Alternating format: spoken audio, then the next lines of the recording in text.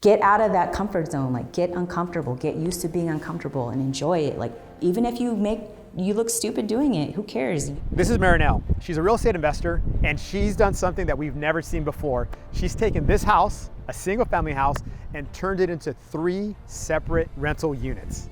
Here at Sage Real Estate, our goal is to provide you with the right information so that you can make the right decision. So who's Marinelle Guting?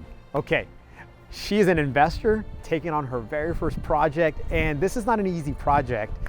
She's converting 1 house into 3, and so she's gonna tell us what she's learned, what her takeaways are, and really, she's a pretty inspiring story. She's out here painting and working alongside the contractors to make sure that her first investment is a success. So let's learn from her. What is your current occupation, or what did you do before you took on this project?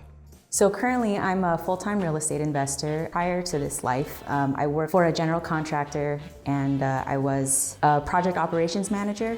And then I also kind of started my own company doing some project management. Okay, so for some of the folks at home who are watching this and are thinking, geez, can I pull this off? You do have some background in construction then? Just a little bit. I mean, to be honest, I was mostly in the office. You know, not a lot of females unfortunately get to go out in the field and get their hands dirty and do stuff. Especially, I didn't work in residential, so yeah, absolutely. Like it was almost completely brand new to me because it's a new world.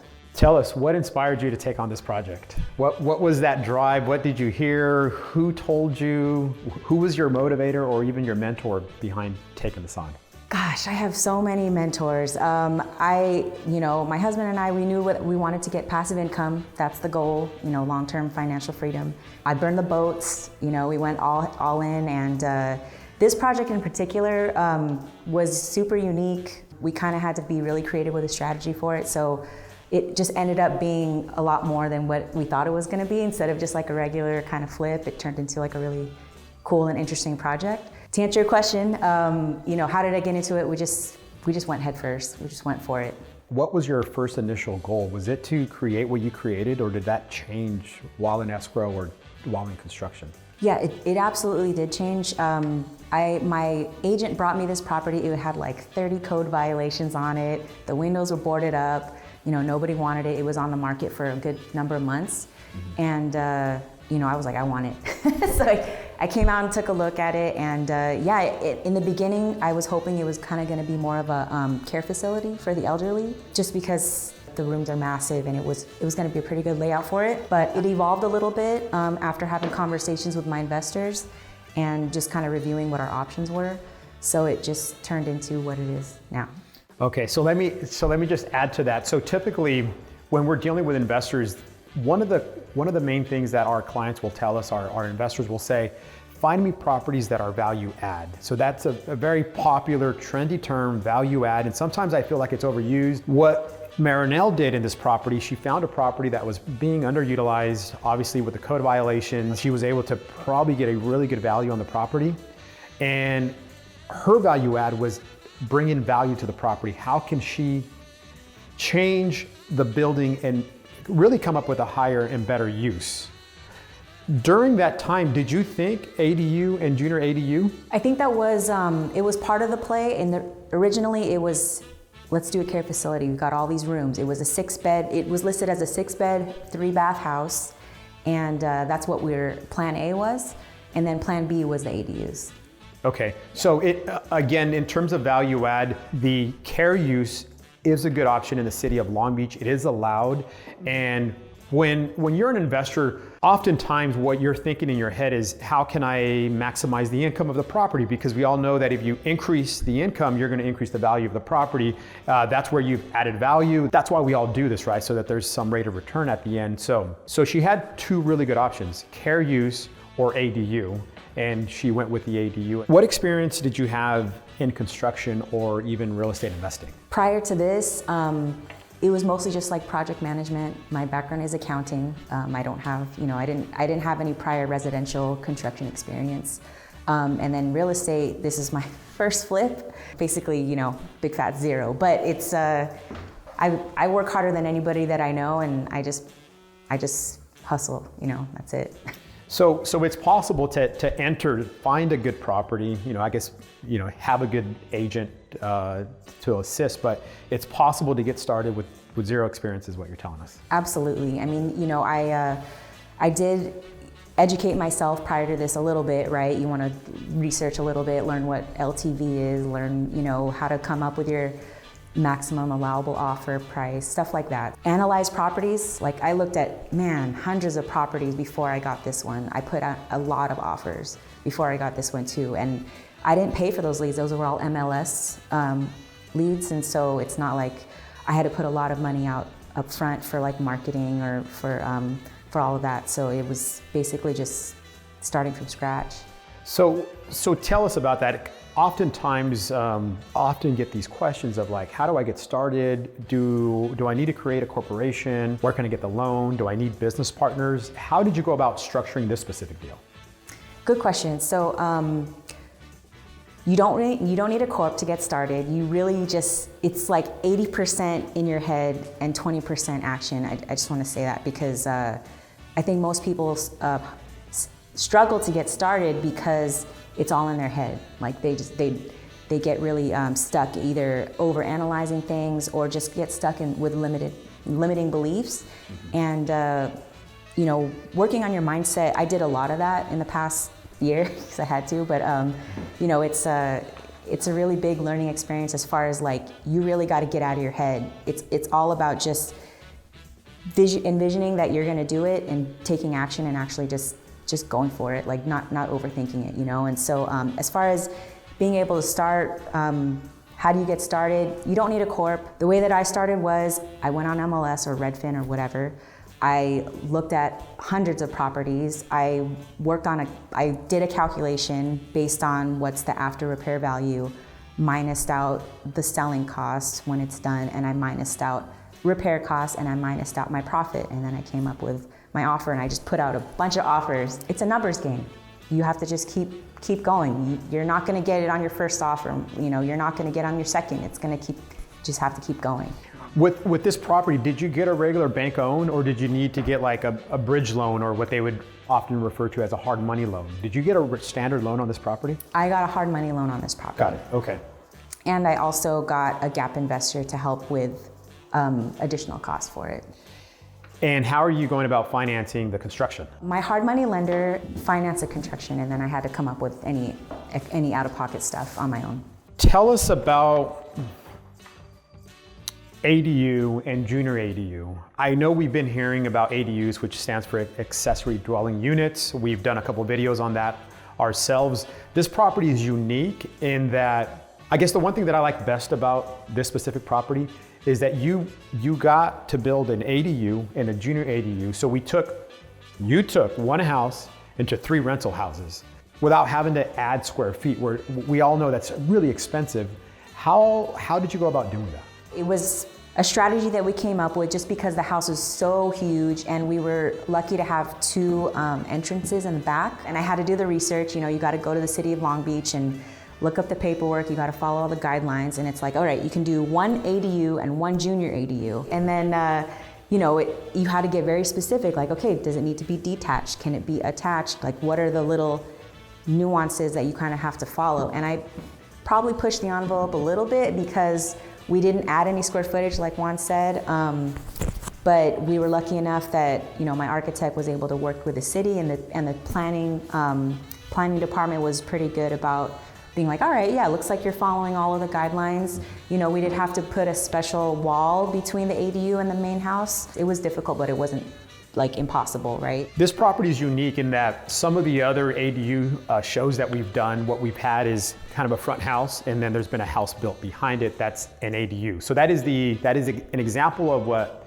an accessory dwelling unit is. There's a level of detachment. Then we started hearing, hey, there's this junior ADU. So the junior ADU is supposed to be attached to the front structure, okay? So then you ultimately end up with three properties, okay? In this specific case, which was the first time I had seen it, without adding square footage, Marinelle, again, was to add 2 ADUs, one being called a junior, which really doesn't make it any different. It still is a rentable house. It's an apartment, but it's all attached to the front dwelling, where I think a lot of folks are gonna be surprised that that's even an option. Right, and it's like, it has its own address and everything, so it's a good option for anybody who wants to either live in one side and rent out the other, or if they've got a family member that maybe they just need their own space, a lot of families are probably living a little bit closer these days, who knows, and then there's a housing crisis in California, so. Right, so let's talk about that. The state is being required to produce housing. And what they've done is they created this law and they said, they've told owners, investors, like, if you're able to do this, we will permit these units. And so that's what you've done. Did kind of the helping ease the housing crisis, did that play a role in the decision making and what you were doing? Yeah, definitely. I mean, I come into the investing world knowing that I want to improve communities, right? And that's like in the forefront of my mind, and when the care facility thing didn't work, I was trying to think what's the highest and best use for a house this huge. Oftentimes, people that have not done business in Long Beach, but kind of see it as this great opportunity. We have people coming in from the South Bay, we have folks coming in from Orange County, and so they'll reach out to us and they'll say, is the city of Long Beach business friendly? So you've gone through, you've pulled permits. How was your experience? Were there roadblocks with that? Just give us an example of what you saw. Sure. I mean, I definitely feel like they're business friendly. Every city is going to have their little quirks, and with the quarantine, all of the people at the city have to work from home, so it can be challenging to reach people. But that's at any city, like I've had to work at LADBS, not work there, but I've had to go through them before, a couple of other cities in Orange County, and everybody's got their thing, Perfect. Let's talk about timing. So you came into this thinking it's going to take me a certain amount of time. We jokingly say that construction will always take, double the amount and cost double the amount. So how are you on timing? I think since we had to go through all of that with the city to get those permitted and do like all the requirements for the ADU and all that, I think we're good. So when we first met, you said, hey, I'll be available Sunday.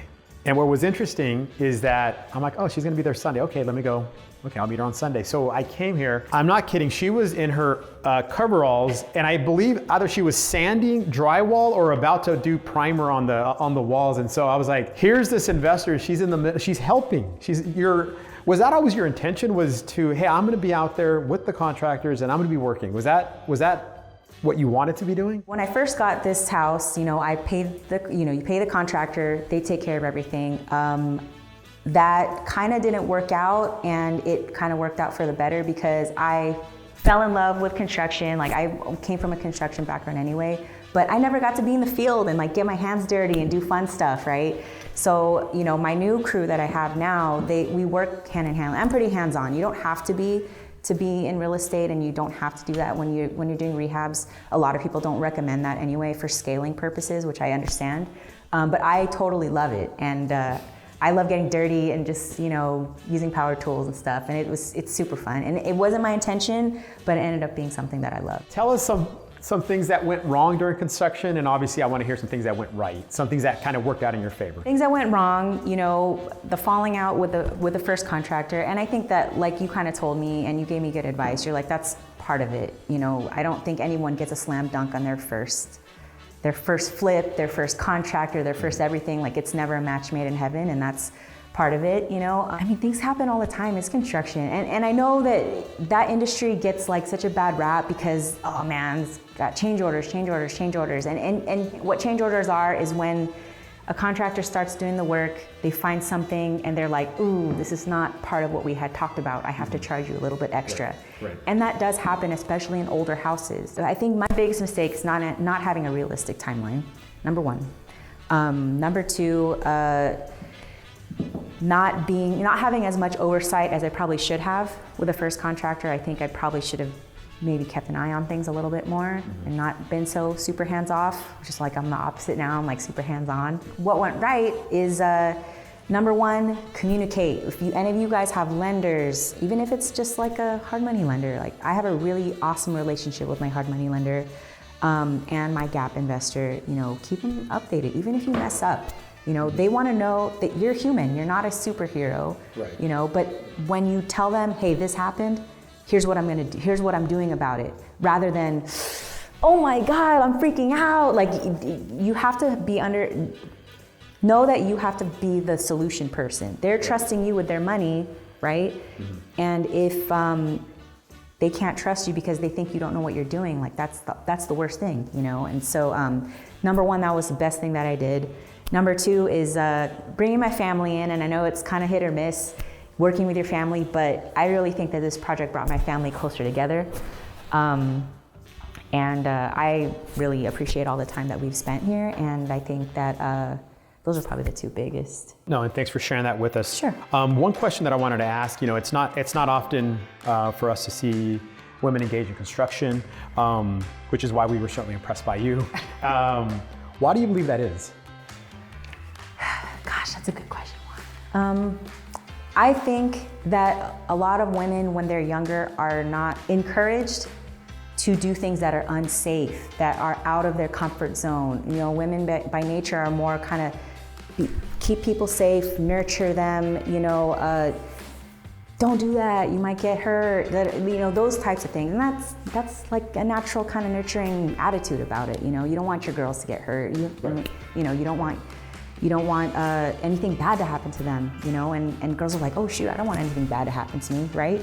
But what's cool is, you know, once you teach them, like, you know what, you can do what that guy did, or you can beat those guys at whatever they're doing, or, you know, you never know, you might be better than them, and you don't have to tell them that, because guys don't like hearing that. Get out of that comfort zone, like get uncomfortable, get used to being uncomfortable and enjoy it. Like, even if you look stupid doing it, who cares? You did more than probably 90% of other guys that never try and have too much pride. No offense, guys, have too much pride to kind of do it themselves because they're like, oh, I don't want to look stupid trying it. But if you just have the courage to do what you feel is right, and you feel passionate about it, then just go for it. Like, if you look stupid along the way, that's fine. You won't regret not doing it. Right. Well, I mean, I could tell you that you're certainly setting a good example with what you're doing here, because you're taking the risk. It's not easy. You're out here working alongside. And at the end of the day, really, this is a business. I mean, if you step back, what you're doing is you've created a business. You're overseeing it. You're like you said, you're getting your hands dirty. And I think that's important for people to see. And so thank you for being a mentor and almost a pioneer with what she's doing with this specific project too. Not just for women, but just for investors in general, and showing them how to create more housing. So I think that's really neat. Thanks. What are 3 to 5 things that you've learned and maybe would do differently next time? Number one is I would get started with the drawings like right away. Not wait on it. This is like hiring an architect to do the drawings and stuff. And they didn't have an issue, but I think I probably should have jumped on it rather than jumping on, let's get the curb appeal, you know, like I think I should have focused more on let's get that basis stuff done, you know, the drawings. Definitely not jump into curb appeal right away, even though that's what you're taught. You're like, curb appeal, I want you to look at it. You know, it's okay. You know, if your house sits ugly for a little bit, like it's all right. Just make sure you've got your foundation stuff done. So you know, like, all right, my ADUs are solid, like I'm ready to go. I would have probably vetted a few, like I had a lot of contractors come through. A lot of them walk by and they're like, man, you know, a lot of them dollar signs pop up in their eyes when they come through here. It's a big house, I get it. You know, just vet them a little bit more. Talk to them, talk about scope. Don't be afraid to push the envelope and be like, all right, you need to line item that out. You need to just tell me how, like, what are the phases, all right? Let's come up with a payment plan. Like, be assertive. You don't have to be aggressive, but just be assertive about it. Mm-hmm. I probably should have been more assertive with the scope and just understanding what definitely is included and what is definitely not included. Get out of the realm of what everybody else is doing. You know, that we were able to do the ADU attached to the property. Not a lot of people know they can do that. Mm-hmm. So just don't be afraid to push that envelope. The worst they can say is no.